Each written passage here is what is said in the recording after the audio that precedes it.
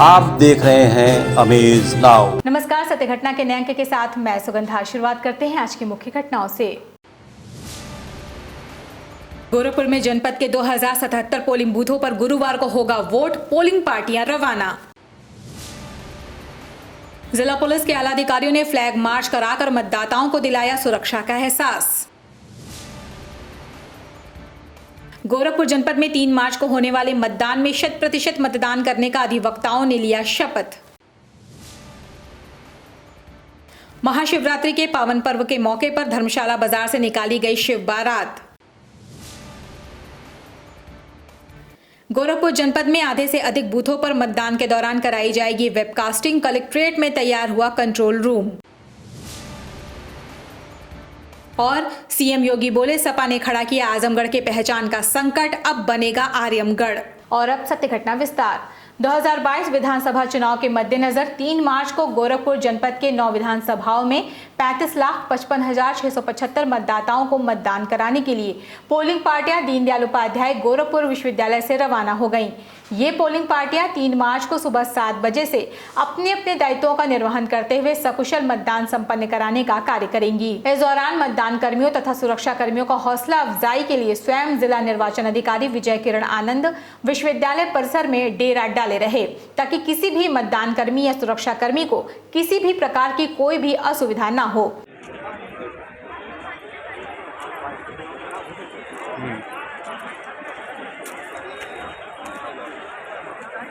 हमारे 4126 बूथ हैं और सभी जगह पोलिंग पार्टियां रवाना लगभग हो गई हैं। कुछ पार्टियां अभी बची हुई हैं, उनके लिए जो रिप्लेसमेंट के लिए कार्मिक प्रभारी द्वारा किया जा रहा है और 100% अभी अतिशीघ्र हम लोग रवाना कर देंगे।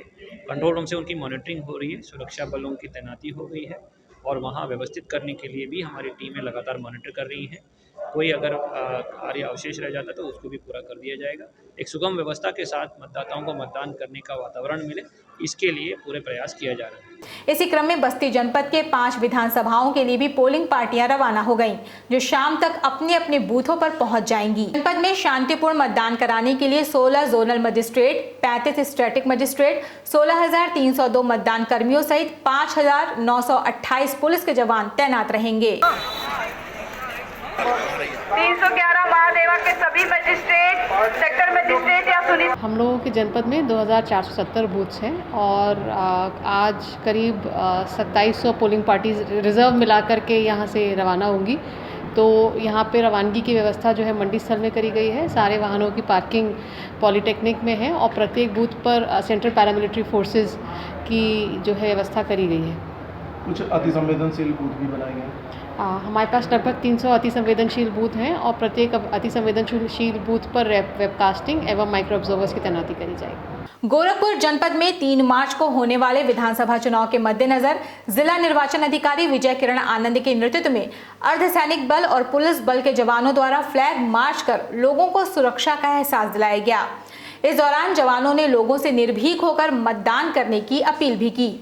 आपको बता दें कि मतदान को सकुशल संपन्न कराने के लिए प्रशासन द्वारा लगभग 30,000 जवानों को तैनात किया गया है।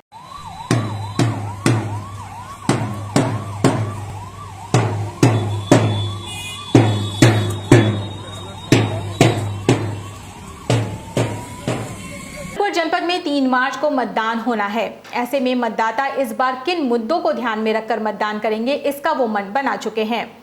गोरखपुर के दीवानी न्यायालय की महिला अधिवक्ता इस बार किन मुद्दों को ध्यान में रखकर मतदान करेंगी, इस पर उन्होंने बेबाकी से अपनी राय रखी। देखिए ये रिपोर्ट। सबको विकास चाहिए, हम लोग को भी विकास चाहिए, और क्या। विकास मानती हैं हुआ है? बिल्कुल हुआ है। सुरक्षा कितना आप लोगों को? खैर अधिवक्ताओं की तो बात सुरक्षा, अपनी सुरक्षा खुद भी लोगों में काफी कितना सुरक्षा मिल सकी? काफी हद तक सुरक्षा है। महिलाओं की सुरक्षा? हाँ बिल्कुल है, हम लोग को ऐसा लगता है, फील होता है। तो इस बार क्या मानती हैं, किसकी सरकार बननी चाहिए? बीजेपी की बननी चाहिए, बनेगी भी। महिला ये सवाल हमसे मत पूछिएगा किसकी सरकार महिला बननी चाहिए। सुरक्षा क्या कहना चाहिए? जो इस बार का आपका मुद्दा क्या होगा? जो कल मतदान करेंगे उससे पहले क्या सोचेंगे आप? यही जो कार्य करे वही आए। पार्टी में इनसे ले लीजिए, जो काम करे वही आए। गोरखपुर जनपद में 3 मार्च को होने वाले मतदान के मद्देनजर दीवानी न्यायालय के अधिवक्ताओं द्वारा 100% मतदान करने का संकल्प लिया गया। अधिवक्ताओं का कहना है कि पहले मतदान फिर जलपान, क्योंकि हम सभी को अपना मतदान जरूर करना चाहिए। इस संबंध में दीवानी न्यायालय बार एसोसिएशन के अध्यक्ष भानु पांडे ने कहा कि मतदान द्वारा आप एक बेहतर प्रतिनिधि चुनकर अच्छी सरकार बना सकते हैं, जिससे देश और मजबूत और विकासशील होगा। कल दिनांक 3 मार्च 2022 को होने वाले विधानसभा चुनाव। देखिए, आज आप लोगों ने संकल्प लिया है, क्या संकल्प है? हम लोग संकल्प लिए हैं, पहले कल मतदान करेंगे, उसके बाद जलपान करेंगे। समस्त अधिवक्ताओं ने यह संकल्प लिया है। क्यों मानते हैं मतदान क्यों जरूरी है? मतदान इसलिए जरूरी है कि हम लोगों की राष्ट्र की इससे सीमा तय होती है, सारे लोगों का भविष्य तय होता है और पूरे 5 साल सब आम आदमी, महिलाओं, व्यापारियों, अधिवक्ताओं, सभी लोगों का इससे अपना समय रेखा तय होता है। समय हो चला छोटे से ब्रेक का, शेष खबरें ब्रेक के बाद। मैं महिलाओं के लिए तो ख़ास तौर पे ये कहना चाहूँगी कि मतदान एक तो हमारा संवैधानिक अधिकार है और हमें मतदान अवश्य करना चाहिए और अपने मतदान का प्रयोग ज़रूर करें, चाहे आप जिसको भी वोट दें। मैं नहीं कहूँगी कि इनको दे, आप जिसको भी दें, लेकिन आप अपने मतदान का प्रयोग करें, सदुपयोग करें, घर से निकले जाएं, वोट डालें, ताकि आप और उस 2 बातें ज़रूरी हैं कि एक तो आप सही मतदान करें और सही नेता या जिसका भी आप चुनाव करें सही करें, क्योंकि आप जैसे नेता का चुनाव करेंगे वैसे हमारे राष्ट्र का निर्माण होगा। तो हमारे राष्ट्र का निर्माण बढ़िया हो, उसके लिए हमें अच्छे नेता की आवश्यकता है जो हमें सही पथ पे आगे ले चले, अग्रसर करें, हमारी उन्नति के बारे में सोचें।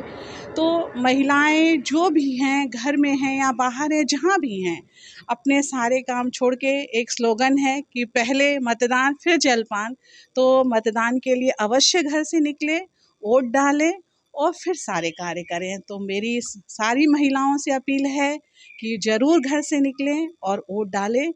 ख़ास तौर से बस मैं यही कहना चाहूँगी और अपने मतदान का उपयोग करें। नमस्ते, मेरा नाम प्रखर वर्मा है। मैं गोरखपुर शहर का निवासी हूँ। जैसा कि आप सब जानते हैं कि उत्तर प्रदेश विधानसभा चुनाव 2022 चल रहा है और आज की तारीख में 5 चरण के चुनाव संपन्न हो चुके हैं। हमारे क्षेत्र में चुनाव 3 तारीख को है। तो आप सभी दर्शकों से मैं ये विनती करता हूँ, आप सभी मतदाताओं से मैं ये विनती करता हूँ कि आप लोग भारी संख्या में घर से निकलें और मतदान केंद्रों पर जाकर अपना वोट ज़रूर डालें। जैसे कि हमारे प्रधानमंत्री जी भी बोलते हैं कि पहले मतदान फिर जलपान, तो उस हिसाब से हमें अपने सारे कार्यों को मतदान वाले दिन अलग रखकर पहले मतदान करना चाहिए, उसके बाद हमें बाकी अपने कार्यों को आगे बढ़ाना चाहिए। मैं 26 वर्षीय नागरिक हूँ, तो मेरा युवाओं से खास अपील है कि आप सब लोग छुट्टी के दिन को वोटिंग वाले दिन को एक छुट्टी की तरह ना मनाएं, अर्थात आप जाएं, बाहर निकलें और वोट ज़रूर डालें, क्योंकि आपका वोट बहुत कीमती है। इससे लोकतंत्र हमारे देश का और भी ज़्यादा मजबूत होगा। ब्रेक के बाद आपका स्वागत है। चलते हैं शेष खबरों की ओर। महाशिवरात्रि के पावन पर्व पर बीते मंगलवार को बोलबम दल धर्मशाला बाजार गोरखपुर द्वारा भगवान शिव की बारात निकाली गई। ढोल बाजे के साथ धर्मशाला बाजार से निकाले गए इस बारात में शामिल लोग हर हर महादेव का नारा लगाते हुए चल रहे थे। साथ ही अलग अलग वेशभूषा में शामिल लोग आकर्षण का केंद्र बने रहे। भगवान शिव की ये बारात धर्मशाला बाजार, जटाशंकर चौराहा, आर्यनगर, गंगेश्वरा होते हुए धर्मशाला बाजार शिव मंदिर पर आकर संपन्न हुई।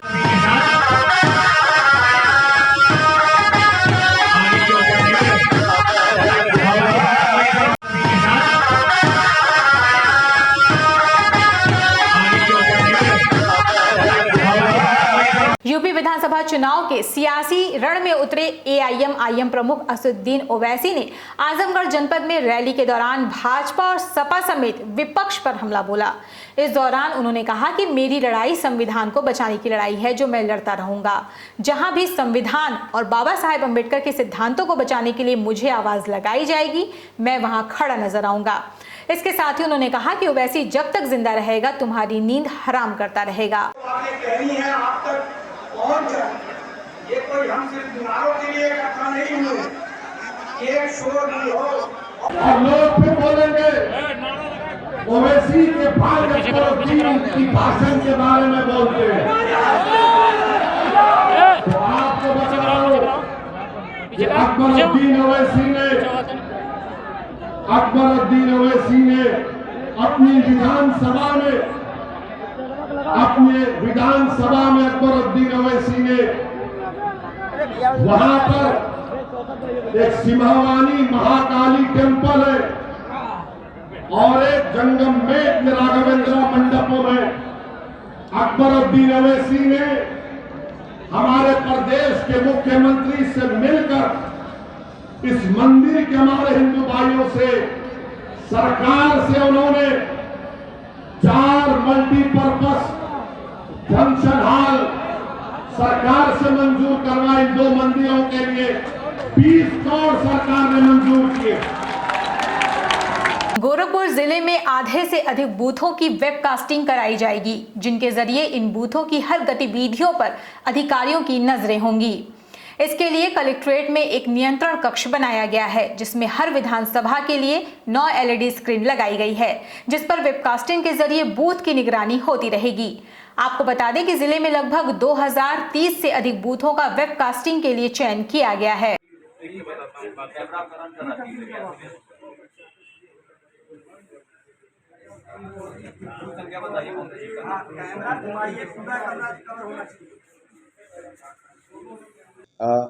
हमारे जनपद में 4126 के विरुद्ध लगभग 2400 बूथों पर वेबकास्टिंग कराई जा रही है भारत निर्वाचन आयोग के निर्देश पर, और उनका कंट्रोल रूम यहाँ ई डिस्ट्रिक्ट पर बनाया गया है। और सभी विधानसभाओं के में जो कैमरे लगे हुए हैं, कोई भी व्यक्ति वहाँ आकर के देख सकता है कि किस मतदान केंद्र पर कौन सा कैमरा कैसे कार्य कर रहा है और वहाँ पर क्या स्थिति है। संत कबीरनगर जनपद में बसपा प्रत्याशी के समर्थक पर हुए हमले से जनपद में सियासी पारा चढ़ चुका है। आपको बता दें कि जनपद के बजरवा गांव के प्रधान बसपा प्रत्याशी आफ्ताब आलम के समर्थक हैं, जिन पर शहर कोतवाली स्थित NH 28 निकट बरई टोला के सामने कुछ अराजक तत्वों द्वारा जानलेवा हमला कर उनके वाहनों के शीशे तोड़ दिए गए। इस हमले को लेकर बीएसपी प्रत्याशी आफ्ताब आलम ने सपा प्रत्याशी दिग्विजय नारायण उर्फ जय चौबे पर आरोप लगाया है कि उनके ही इशारे पर ग्राम प्रधान और उनके ड्राइवर पर हमला किया गया है।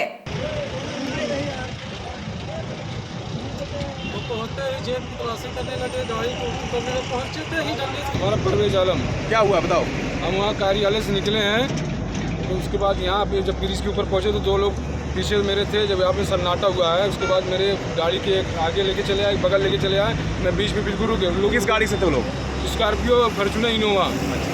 तो लोग मुझे बीच में कर दिए, उन लोग लेके सोटा उतरे हैं, पूछे पाछे ने ज़्यादातर शीशा फोड़ने लगे हैं, मुझे भी मारे हैं। सब गाड़ी तलाशी लिए, हमारी भी जीप की तलाशी लिए हैं। तो उन लोग कुछ नहीं पाए, उसके बाद गाड़ी स्टार्ट के चले गए। हम लोग साल पास से कुछ नहीं कर पाए। कह रहे थे क्या मारपीट के दौरान? कुछ नहीं कर रहे थे, बस खाली गुजरे हैं, शीशा फोड़े हैं, तलाशी लिए हैं, तो हम अभी भी मारे हैं। उसके बाद कुछ नहीं पाए, चले गए हैं। इस तरीके से मारना जानलेवा हमला इस तरीके से कोई करता है क्या है? ये भाजपा से आके और समाजवादी पार्टी में एक तो मुसलमानों का वोट जबरदस्ती लेंगे क्या? ये जो हमारे कौम का लोग इतने वो हो गए हैं बिल्कुल कि आपको डरा के धमका के वोट दे देंगे। ये माननीय प्रधान हैं, जनता से चुने गए हैं बिल्कुल। और ये हम लोग तो गरसर पार में थे, गरसर पार से जब सुने तो मैं तुरंत आया। मेरी नैतिक जिम्मेदारी है कि मेरे साथ अगर कोई जन समर्थन में है तो मैं वहाँ पे आऊँ। और ऐसी मैंने 2 इलेक्शन में लड़ा, लेकिन आज तक कभी 2 मुहिम किसी से नहीं हुआ। मुख्यमंत्री योगी आदित्यनाथ ने बुधवार को मऊ के बाद आजमगढ़ में भी 2 चुनावी जनसभाओं को संबोधित किया। एक जनसभा सदर विधानसभा क्षेत्र में तो दूसरी सगड़ी विधानसभा क्षेत्र में आयोजित हुई। सदर विधानसभा के करतालपुर में आयोजित जनसभा में योगी आदित्यनाथ सिर्फ समाजवादी पार्टी पर ही हमलावर नजर आए। इस दौरान वो अपनी सरकार में हुए कार्यों का बखान करने के साथ ही कहा कि सपा ने आजमगढ़ की पहचान का संकट खड़ा कर दिया है। वहीं डबल इंजन की सरकार ने विश्वविद्यालय, एक्सप्रेसवे और एयरपोर्ट के माध्यम से नई पहचान देने का काम किया है, क्योंकि आजमगढ़ अब तक आतंकी की नर्सरी नहीं बल्कि आर्यमगढ़ बनेगा।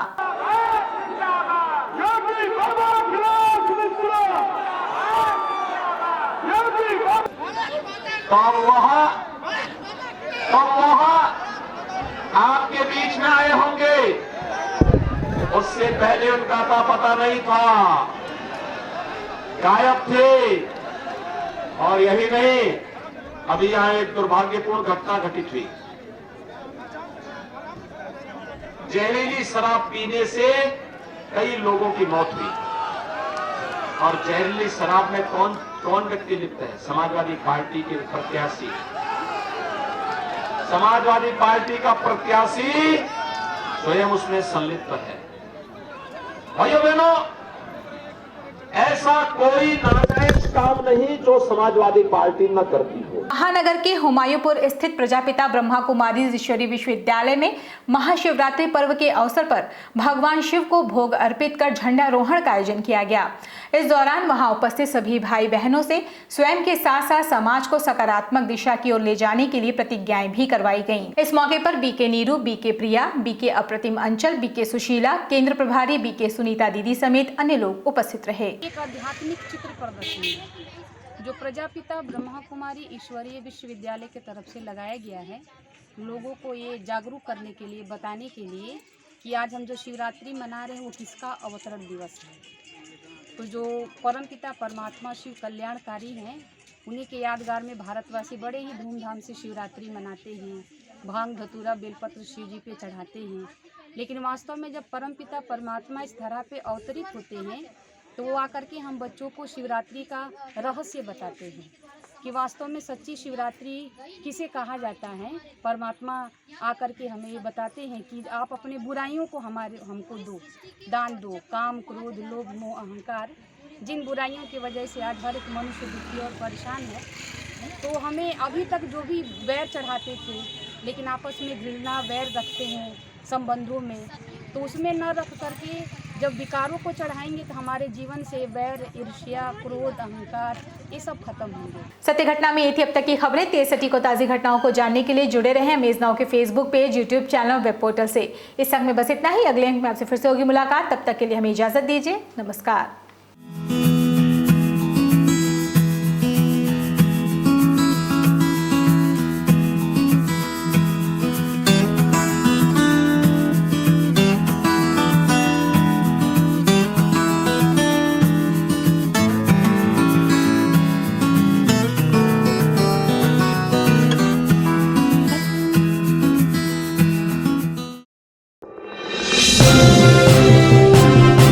आप देख रहे हैं अमेज नाउ।